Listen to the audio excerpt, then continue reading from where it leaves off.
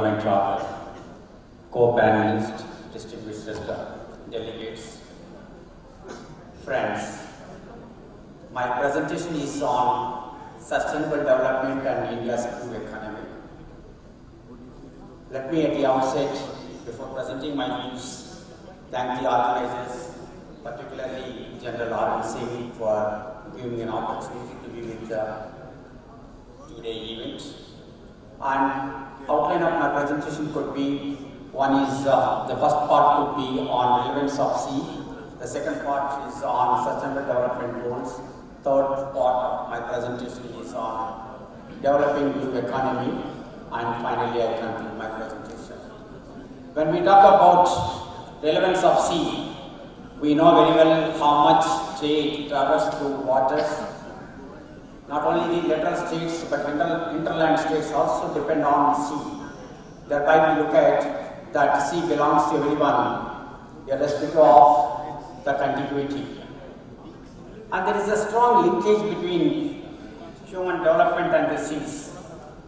And sea connects different people, different states, and sea actually unites people. Whereas we look at that in South Asian context, we look at that how land divides people or divides states. We know very well about how globalization stemmed from ocean, and we hardly understand about globalization. We always look at in terms of GDP, in terms of trade, but then the trade, 95% of trade goes through waters. That shows the globalization stems from sea. And we also know 80% of capital cities of many coastal states are around coasts. And we also know about how coastal state extend its space over the waters, irrespective of the size, according to UNCLOS 3, 200 nautical miles. Some of the coastal states have more space over waters than land. And that shows how sea should be seen very important. Some of the coastal states are, irrespective of the coastline, irrespective of the size of the exclusive economic zone over the waters, some of them used to be blind towards sea. And to some extent it applies to India. And when we talk about sustainability, which comes into picture, when we are talking about sea has become very important, and depletion of resources over land, now our focus is on waters. When we are talking about waters, now the prime concern is depletion of resources, and we look for what will happen to the future generation. There the sustainable development comes into picture. And sustainable development, particularly in 14th goal, is talking about how to avoid depletion of the natural resources, and also it articulates the link between the ocean and sustainability. It places oceans on the development agenda. How this sustainability also have constraints over any country's GDP, but then it is taken by blue economy, which is supplementing the objectives of sustainable development as well as enhancing the economic development of GDP. When we talk about blue economy, it is a new concept, still evolving concept, including India is not in a position to come to having a broader concept on it, still it is evolving.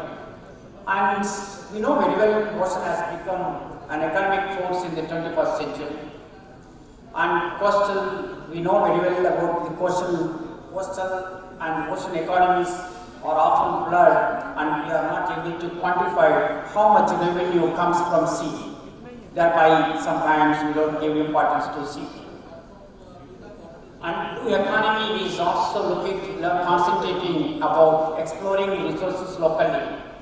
The contribution of blue economy is not only enhancing the economic growth in different sectors, but also cautiously, consciously looks at how the rift between the people or the social unrest can be avoided when you concentrate exploring the resources within the locally.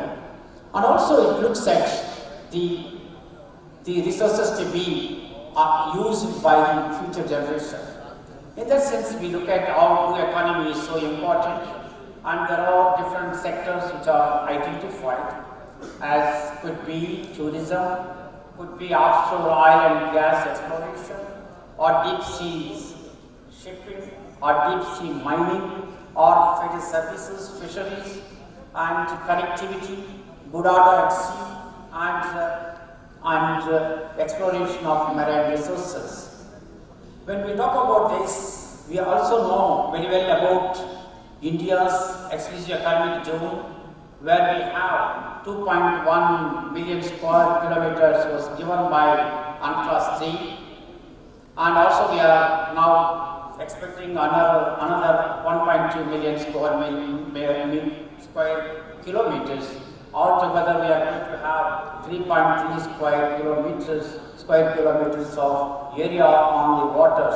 I think that is something which is very important, where we can have more opportunity to explore the resources available in the waters.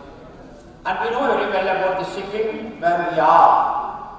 We know South Korea, China, Japan are ranking first positions, but India is nowhere. And we know very well during the 5th and 10th century, the Malacca states were under control of Vijaya Empire or Vijay King. But now you look at Malacca states, what you are looking at, what we are witnessing about Chinese penetration. And also the shipping, before adventure of Mughals, our shipping is very strong. 800 to 1,000 kilos capacity of ships were there. But then we know very well about how British were afraid of our ships, and they banned. They had a regulation that Indian ships should not be used during the British rule. They, over a period of time, we did not take it seriously. Shipping is very, very important aspect when we are talking about the blue economy. Without the shipping, it is very difficult for us to go either for trade or for ship movement. We also look at the trade. 95% of trade travels through waters, and that is something very important for us to look at the product of sea lanes of communication or sea or good order at sea, where India has a responsibility. India has demonstrated already, and it is all, there are different challenges which are emanating from sea. Tourism, which is another area where still India needs to look at, and also the connectivity, which is very important aspect. Someone is talking about that the threat from China is more, but I look at that the threat from China is not the way we look at the threat. If at all there is anything, it is only because of the policies which we have taken. For instance, if you look at Sri Lanka, the connectivity, which is very important for blue economy, where the two proposals in 1982, when they were talking about land bridge, we did not take it seriously, and also the amount report which was offered to India, India did not take it seriously. So thereby I don't look at that China is going to be a threat for India, particularly in the Indian Ocean, because India has the profile, India has the expansion in different parts of Indian Ocean. Anyway, but there are different, the climate change is another aspect, but also there are some of the indicators for coastal governance which are also important when we are talking about developing blue economy. Just 2 minutes.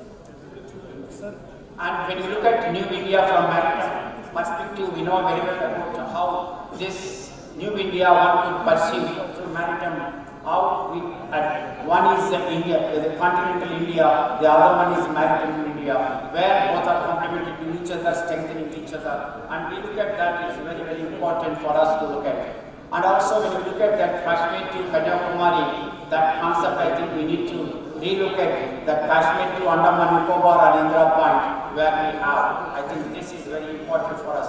And particularly when we are talking about the Indian Ocean map, look at this. One needs to look at that India's map should be a reversal map with the southern hemisphere at the top of the map. Then only we'll be knowing about the importance of sea. And I conclude by saying that India needs to look at further beyond Indian Ocean and Indo-Pacific, where India has the advantage than any country, including US or Japan or Australia or China. And I conclude by saying thank you.